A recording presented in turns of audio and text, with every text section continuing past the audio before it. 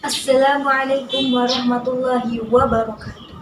Alhamdulillah, alhamdulillahilladzi hada li hadza wa ma kunna linahtadi laula an hadanallah asyhadu an la ilaha illallah wahdahu la syarika lah wa asyhadu anna muhammadan abduhu wa rasuluhu la nabiyya ba'da. Alhamdulillah wassalatu wassalamu ala rasulillahi wa ala alihi wa sahbihi ajma'in amma ba'd. Hadirin yang dirahmati oleh Allah Subhanahu wa taala. Di sini saya akan menyampaikan materi mengenai suatu harapan. Harapan akan ada dalam diri seseorang. Dalam kehidupan ini, harapan selalu ada dalam diri seseorang. Manusia tidak akan pernah lepas dari yang namanya harapan. Apa sih harapan itu? Harapan adalah suatu keinginan agar suatu hal itu terjadi. Harapan bagikan peta kehidupan di mana manusialah yang akan berjalan sesuai dengan harapannya masing-masing. Manusia hidup tidak akan pernah lepas dari yang namanya harapan. Sama halnya harapan yang berbanding lurus dengan keimanan seseorang. Apabila seseorang memiliki keimanan, maka di dalamnya muncul yang namanya harapan. Begitu pula jika seseorang tidak memiliki keimanan, maka tidak akan muncul di dalamnya yang namanya harapan. Sesuatu yang bisa dijadikan sebagai harapan oleh seorang muslim adalah sesuatu yang bersumber dari hati, ditimbang dengan akal pikiran, dan disandangkan kepada Allah Subhanahu wa taala.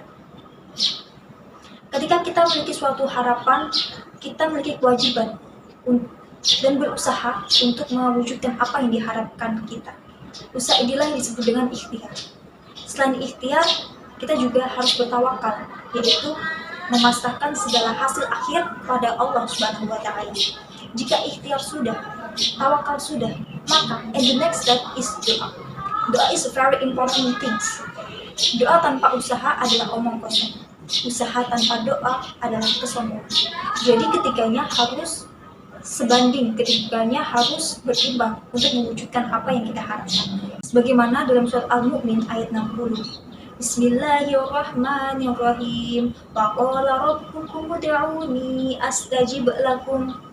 Yang artinya, berdoalah hanya kepadaku, niscaya akan kuperkenankan bagimu. Lantas, mengapa kita sudah mengharapkan semuanya kepada Allah, Allah malah tidak mengabulkan doa kita?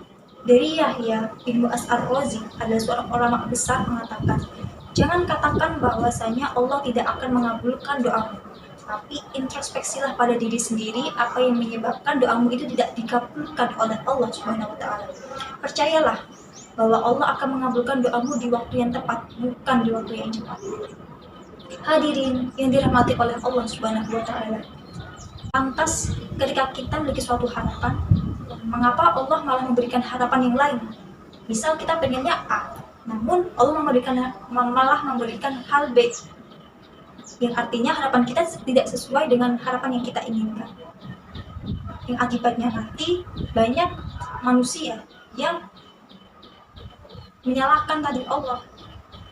Padahal bahwasanya jika kita renungkan, bisa jadi hal yang terjadi pada kita yang diberikan oleh Allah pada kita itu adalah yang terbaik bagi kita. Boleh jadi hal yang tidak kita senangi itu akan ada kemudahan, itu ada anugerah, di dalamnya terdapat kebaikan bagi hidup kita. Because God knows the future, but you know. Allah tahu masa depan, sedangkan kita tidak tahu, sedangkan kamu tidak tahu. Sebagaimana dalam firman Allah dalam surat Al-Baqarah ayat 216. Bismillahirrahmanirrahim. Kutiba alaikumul qital wa huwa kurhul lakum wa asa an takrahu syai'an wa huwa khairul lakum wa asa an tuhibbu syai'an wa huwa syarrul lakum wallahu ya'lamu wa antum la ta'lamun. Yang artinya diwajibkan atas kalian berperang, padahal itu tidak menyenangkan bagimu. Tetapi bisa jadi kamu tidak menyenangi sesuatu padahal itu baik bagimu. Dan bisa jadi pada kamu menyenangi sesuatu padahal itu tidak baik bagimu. Allah Maha mengetahui sedangkan kamu tidak mengetahui. Para hadirin yang dimiliki oleh Allah Subhanahu wa taala. Contohnya seperti ketika kita sedang dekat dengan seseorang, Lalu tiba-tiba orang itu pergi meninggalkan kita dengan segala harapan yang kita taruh kepadanya. Bagaimana rasa kita yang ditinggalkan? Pasti sakit, sedih, kecewa. Betul tidak? Ya, pasti sedih, kecewa. Namun jangan salahkan orang yang pergi meninggalkan kita, tapi salahkan diri kita sendiri mengapa kita berharap pada orang itu. Berharap pada orang yang sama sekali tidak pantas jadikan sebagai harapan.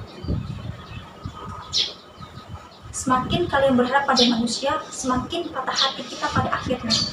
Jadi, jangan berasumsi lebih pada manusia siapapun itu. Berharaplah hanya kepada Allah, gantungkan harapanmu kepada Allah SWT. Sebagaimana dalam surat Al-Insyirah, wa ila rabbika farghab, dan hanya kepada Tuhanmu lah hendaknya kamu berharap. Jadi satu-satunya harapan yang patut kita jadikan harapan adalah Allah SWT, tidak pada manusia siapapun itu. Para hadirin yang dirahmati oleh Allah Subhanahu wa taala, mari kita sholawat bersama-sama dulu. Salatullah salamullahi ala taha Rasulillah, salatullah salamullahi ala Yasin Habibillah, tawassalna bismillah wa bil hadi Rasulillah wa bihadi Rasulillah wa kulli mujahidin lillah bi ahlil badri ya Allah. Hadirin hadirat yang dirahmati oleh Allah Subhanahu wa taala, kita sebagai manusia, ayo mulai belajar kita gantungkan harapan kita hanya kepada Allah Subhanahu wa taala. Karena ketika kita menggantungkan harapan kita kepada Allah, maka insya Allah kita tidak akan pernah merasakan kekecewaan. Percayalah, perlu kita ketahui bahwasanya Allah itu adalah Maha Pencemburu. Allah tidak suka jika hambanya itu menduakannya. Allah tidak suka jika para hambanya itu berpaling darinya. Jadi kita harus menggantungkan harapan kita hanya kepada Allah, tidak pada siapapun yang lainnya. Dari Imam Syafi'i berkata, ketika kamu berharap berlebihan kepada seseorang, maka Allah akan timpakan padamu pedihnya harapan-harapan yang kosong. Karena Allah tidak suka pada orang yang berpaling dari zat-Nya. Dari Ali bin Abi Thalib juga berkata, aku sudah merasakan semua kepahitan hidup di dunia, dan yang paling pahit adalah berharap pada manusia. And the last from Ustadz Abu Somad berkata, berharap pada manusia itu adalah hampa, berharap pada benda itu adalah sirna, berharap pada kuasa itu akan musnah. So, kita sebagai manusia biasa, kita sebagai hamba, jadikan Allah sebagai harapanmu yang utama. Tidak pada orang lain, tidak pada siapapun makhluk lain, hanya kepada Allah SWT. Jika semakin tinggi harapan kita pada seseorang, maka semakin kecewa kita pada akhirnya. Jadi sebenarnya tidak ada yang menyakiti diri kita, tetapi kita tersakiti oleh harapan kita yang tidak terwujud. And the last from me, and this is close statement for me, harapan bagaikan sinar bintang padamu, menerangi jalan yang gelap gulita. Janganlah menyerah pada yang namanya mimpi, karena mimpi adalah awal dari cita-cita. Jalan-jalan ke Surabaya, jangan lupa beli buah pepaya. Janganlah berharap pada manusia, takut akhir nanti akan kecewa. Sekian dari saya, kurang dan lebihnya mohon dimaafkan. Sekian, akhirul kalam. Wassalamualaikum warahmatullahi wabarakatuh.